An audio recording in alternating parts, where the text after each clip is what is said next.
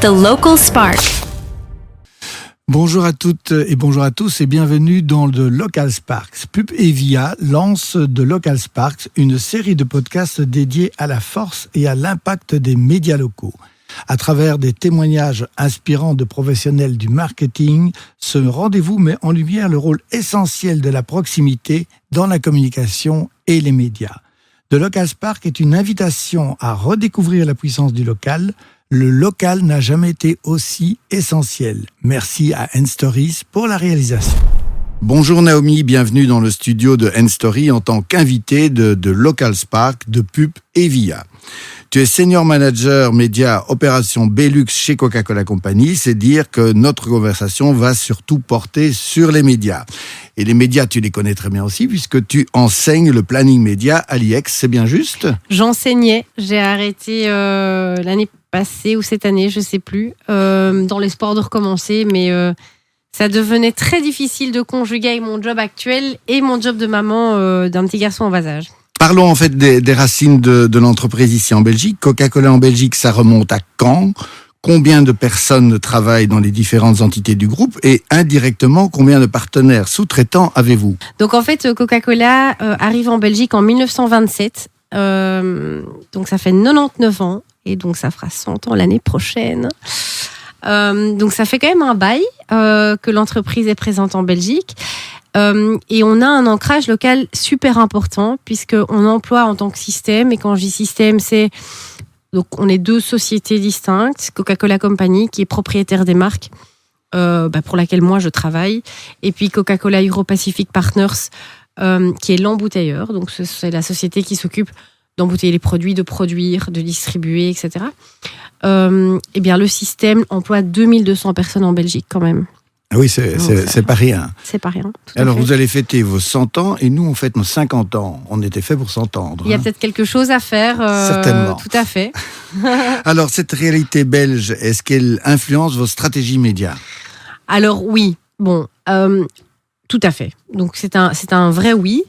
Mais néanmoins, on reste quand même une marque internationale. Ok, donc, on reste une marque internationale, un groupe international. Et donc, on a des guidances, des aspects de communication, de marketing et de stratégie média qui nous viennent de l'international, comme beaucoup de groupes internationaux. Mais comme je l'ai dit, on reste quand même une entreprise qui est très fortement ancrée en Belgique. Et comme toute personne qui est issue de la stratégie média et pour qui la stratégie média est passionnante, on doit faire en sorte que des stratégies potentiellement internationales soient traduites et exécutées de façon pertinente pour le marché local. Et donc, ça veut dire qu'on va aller s'intéresser aux consommateurs belges en première instance, ensuite à ses comportements, à l'univers média en Belgique, aux médias locaux en Belgique, et qu'on va mettre tout cela en musique pour être le plus pertinent possible dans notre stratégie média, pour raisonner de la façon la plus optimale auprès de nos consommateurs belges, puisque c'est finalement à eux qu'on s'adresse et pas à des consommateurs internationaux. Alors, est-ce qu'il y a justement un storytelling, je dirais, belgo-belge, et des exemples comme ça dont tu pourrais nous parler ? Écoute, tu sais, dans la stratégie de communication et la stratégie média internationale, il y a une très forte croyance de l'évolution très très positive des médias digitaux, hein, ce qui est tout à fait ok, puisque c'est la réalité de la consommation média des gens aussi. Mais quand c'est plutôt des interlocuteurs qui bossent pour l'international qui parlent, on parle beaucoup de plateformes internationales aussi. Les Google, les Meta, les TikTok de ce monde, qui doivent faire partie de nos plans, certes. Mais en Belgique, on a des médias locaux qui sont très forts, qui l'ont toujours été et qui restent très forts. Et moi, personnellement, je suis intimement convaincue que ces partenaires locaux, parce que c'est même pas des médias, pour moi, ce sont des partenaires, parce que je collabore avec eux depuis des années.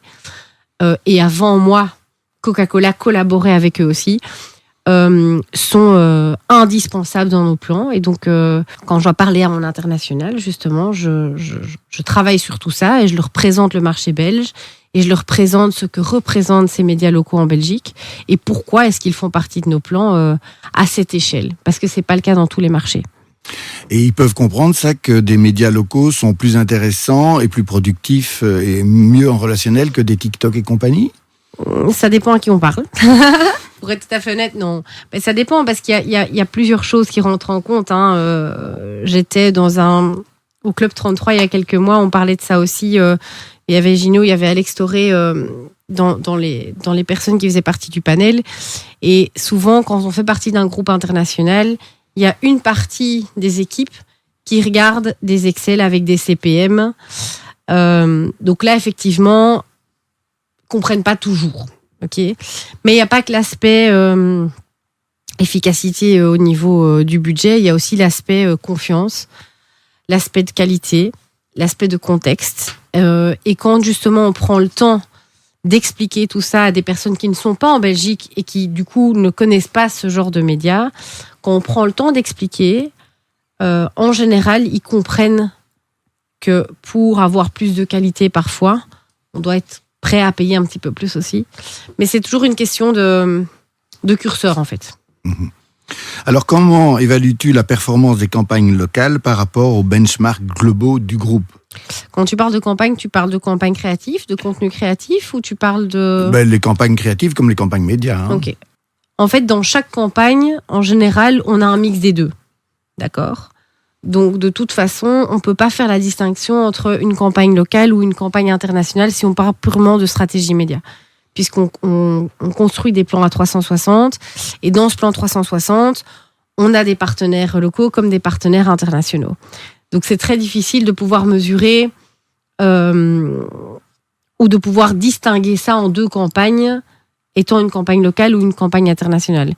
Par contre, on s'est rendu compte ces derniers mois, en voulant justement illustrer et montrer cet ancrage local qu'on a en Belgique, en voulant être beaucoup plus pertinent avec notre consommateur belge, en voulant raisonner beaucoup plus avec ce consommateur, on a intégré des aspects locaux dans la création de contenu aussi. On a lancé une campagne en septembre l'année passée, qui était la campagne Made by, qui racontait justement comment est-ce que Coca-Cola est ancré en Belgique en tant qu'entreprise. Comment est-ce que 85% de nos produits sont produits en Belgique et aussi comment la marque a accompagné les consommateurs à travers les moments importants de leur vie. Ça, c'est des choses qu'on mesure. Ça, c'est une campagne purement locale, puisque la stratégie média était locale dans sa construction, comptant partenaires internationaux et partenaires locaux. Mais en plus de ça, le contenu qu'on voyait dans cette campagne avait été produit et pensé en Belgique, pour les Belges. Et on traque tout ça. On a un groupe, on traque tout ça. Et on s'est rendu compte que cette campagne scorait beaucoup mieux au niveau de tous les KPI que le benchmark qu'on a. Donc, du coup, ça nous a encouragés justement à vouloir être, même dans la création de campagne, un peu plus local dans ce qu'on fait. Et donc, récemment, on a une campagne FIFA qui a démarré en janvier. Timing un peu bizarre pour la FIFA, je comprends. Mais voilà, il s'agissait de faire gagner des tickets, etc. Et quand on parle de partir aux États-Unis, il faut que les gens aient le temps d'organiser les voyages. Et bien là aussi, on a intégré un volet local en faisant du contenu avec nos Diables Rouges et en n'exploitant pas uniquement la campagne qui nous venait de l'international, mais en la localisant un petit peu. Et dans tout ce qu'on va faire cette année, on retrouve un aspect de localness très important pour raisonner beaucoup plus avec notre consommateur belge. Comme la campagne Chaudfontaine qui voit le jour maintenant. Qui a pour but en fait de ramener Chaudfontaine un peu sur le devant de la scène. C'est un bijou local, cette marque. C'est vraiment, on la qualifie comme ça en interne, un local jewel, parce que c'est une eau d'une qualité extrême. Il y a eu pas mal d'études qui en ont parlé.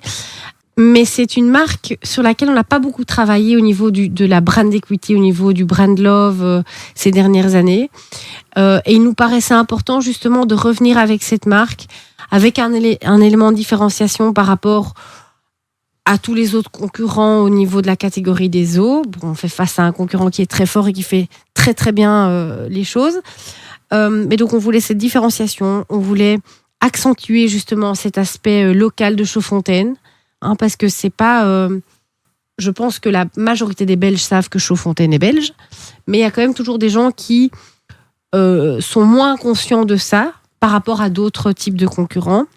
Et on voulait revenir aussi avec une petite touche d'émotionnel qu'on avait un peu perdu sur cette marque.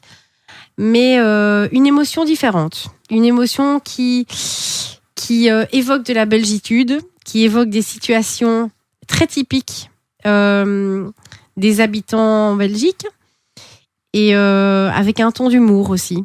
Voilà. Je pense que j'en ai beaucoup dit. On va découvrir ça naturellement. Alors, quels indicateurs privilégies-tu pour démontrer justement la valeur stratégique de cette ambition locale, de cette réalité locale ? Beaucoup. Donc, on traque tout ce qu'on fait. Donc, effectivement, que ce soit au niveau média, au niveau de la créa, on regarde un petit peu quels sont les résultats de chaque campagne. Donc, au niveau créa, effectivement, si on se rend compte que les campagnes qu'on fait au local scorent finalement mieux que des concepts qui nous viennent de l'international, ça nous donne évidemment des... Parce que dire on pense que chez Coca-Cola, ça fonctionne pas. Il faut revenir avec des chiffres, avec de la data qui montrent que le discours qu'on tient est basé sur quelque chose de très sérieux, de très rationnel. Et donc, ce qu'on a utilisé ici pour justement, pour encourager cette liberté ou cette flexibilité qu'on a eue sur Chaudfontaine, c'est qu'on a utilisé justement tous les chiffres par rapport à cette campagne Made by qu'on a fait sur Coca-Cola, qui est, elle, une marque internationale versus Chaudfontaine, qui est une marque locale, en disant, même sur une marque comme Coca-Cola, qui est très internationale, mais qui a un ancrage important en Belgique, le concept créatif a scoré au-dessus du bench. On a eu une évolution positive au niveau du Reputation Tracker. Donc, on a effectivement, ces derniers temps, le Reputation Tracker a tendance à osciller un petit peu parce que voilà, le contexte géopolitique est ce qu'il est aussi. On s'est rendu compte qu'effectivement, ça a un impact sur ce Reputation Tracker aussi. Et ça a un impact sur le business aussi. Et quand on rallie tout ça, on rassemble tout ça, on se rend compte qu'on est dans le vert. Et donc, ça nous encourage à poursuivre cette ambition, en tout cas sur d'autres marques ou sur d'autres projets. On peut dire que le local est un accélérateur d'efficacité en Belgique ? Alors, moi, je dirais que oui. Effectivement, je dirais que oui. Et c'est pas anodin que dans beaucoup d'aspects ou dans beaucoup de campagnes, dans les mois, donc dans les semaines qui viennent de s'écouler, dans les mois à venir, on va retrouver de plus en plus de clins d'œil justement au local par les médias qu'on utilise. Mais ça, c'était déjà le cas avant. On n'a jamais arrêté de collaborer avec les médias locaux, que ce soit les médias audiovisuels, de presse ou même l'affichage. L'affichage reste un média extrêmement important pour Coca-Cola en Belgique, mais aussi dans le contenu qu'on met en avant. Donc oui, je dirais que oui. Et le local, en fait, il est plus difficile à défendre dans des arbitrages budgétaires ? C'est plus difficile à défendre, mais si on prépare son argumentation, qu'on arrive avec des chiffres, avec un rationnel assez fort derrière, et avec une conviction assez forte, et ça, en général, ma conviction, ça va, on y arrive. C'est pas facile. D'ailleurs, ça prend parfois quelques mois à voir le jour et à ce qu'on ait un aboutissement positif. Mais si on est bien préparé et qu'on lâche rien, ou qu'on sait quoi lâcher pour pouvoir continuer sur quelque chose de plus important. Alors, est-ce que tu vois des avantages ou des inconvénients à cette tendance de certains annonceurs et agences de centraliser l'expertise marketing, et donc les médias, dans des hubs internationaux ? L'expertise marketing et médias, non.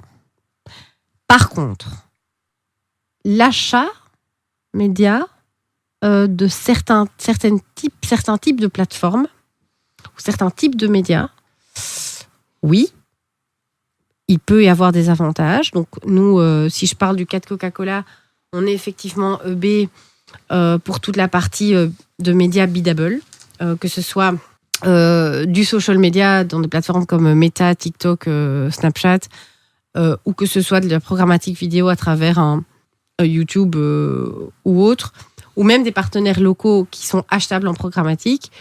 Oui, je peux y voir un certain point positif au niveau de l'efficacité. Par contre, je pense que l'expertise doit rester locale. Je m'explique. On ne peut pas laisser un hub décider de tout, juste en fonction de CPM. Le hub décharge des équipes locales parfois de cet aspect d'achat pur, mais il a quand même besoin de cette expertise locale pour savoir, ok, mais qu'est-ce qu'on va investir où et pourquoi.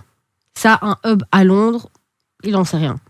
Par contre, si on a quelqu'un en local qui dit, en fait, voilà, nous, pour cette campagne, on veut avoir des médias locaux à hauteur de autant et qu'on donne des lignes directives assez claires, pourquoi pas ?